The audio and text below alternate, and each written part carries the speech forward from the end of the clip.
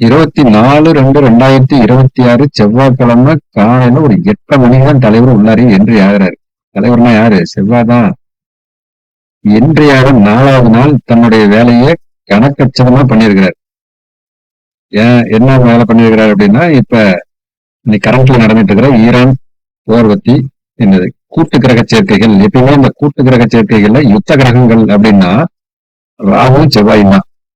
அதுக்கப்புறம் சனி. இந்த கிரக சேர்க்கைகள் உள்ளார என்ட்ரியாக 4வது நாள் பிரச்சனையை பூதாகரமா கிளப்பி இருக்குது. அது கும்ப வீட்டுல இருந்துச்சு அப்படின்னா கட்டாயம் பிரச்சனையை பெருசு பண்ணும். ராகு தான் இதுல ஹைலைட்டான விஷயம். ராகு நம்ம எப்பயுமே இஸ்லாமிய நாடுகளை குறிக்கக்கூடிய கிரகம் அப்படிங்கிறதுனால நம்மளுக்கு கரெக்டா அது உள்ளார என்ட்ரியான உடனே வேலையை ஆரம்பிச்சிருக்குது. சரி, இது எப்ப வரைக்கும் கண்டினியூ ஆகும் அப்படிங்கிறது இந்த செவ்வாய் உள்ளார இந்த மீனத்துக்கு என்ட்ரி ஆகிற வரைக்கும்.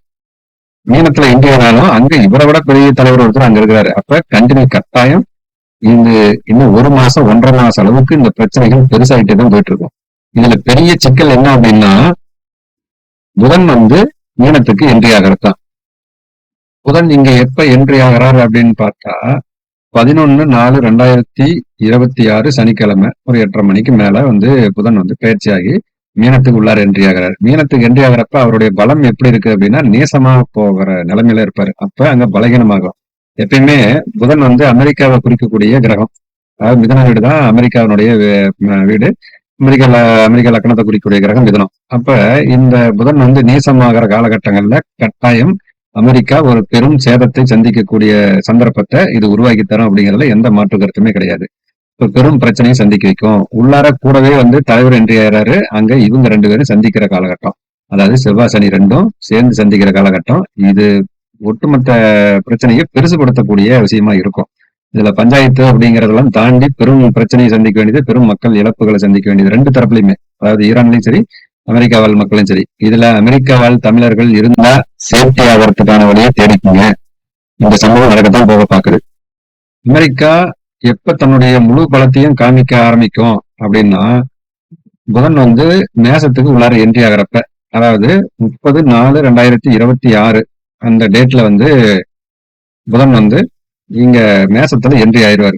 அப்ப மேசத்துல என்ட்ரி ஆகிற காலகட்டங்கள் அங்க பலம் அதிகப்படுத்தும். அதாவது துணைக்கு 4-5 ஆளுங்களை சேர்த்திக்குவார் தலைவர். யாரு? ட்ரம்ப்.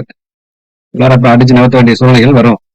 போர் பிரச்சனைகள் சரியாகுமா அப்படின்னா இந்த செவ்வாயும் உள்ளார இந்த பக்கம் என்ட்ரி ஆகாத வரைக்கும் போர் பிரச்சனைகள் கிளியர் ஆகாது. ஏன்னா இவங்க 2 பேரும் சேர்றாங்க அப்படின்னா அதை விட பெரிய யுத்தம் வேற எதுவும் சொல்றதுக்கு வாய்ப்பு இல்லாம அளவுக்கு நடக்கும். இதுல மற்ற கிரகங்கள் ஏதாவது பார்த்து சரி பண்ணலாமா அப்படின்னா இங்க அந்த காலகட்டங்கள்ல உங்களுக்கு சொல்லி சமாதானப்படுத்துற அளவுக்கு எந்த நாடுகளும் இங்க சப்போர்ட் ஆகாது. இந்தியா இங்கேயும் நடுநிலைமையோட தான் இருக்கும்.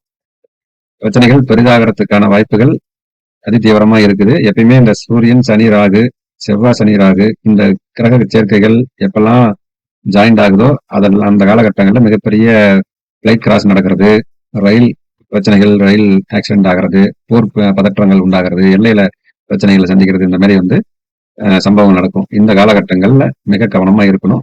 இந்தியா வாழ் தமிழர்கள், இந்தியாவில் இருக்கிற மக்கள்கள் இந்த மாதிரி அரபு நாடுகள்ல இருந்தாலும் சரி, அமெரிக்காவில் இருந்தாலும் சரி, கொஞ்சம் சேஃப்டியா இருந்துக்கோங்க. தேங்க்யூ ஃபார் வாட்சிங்.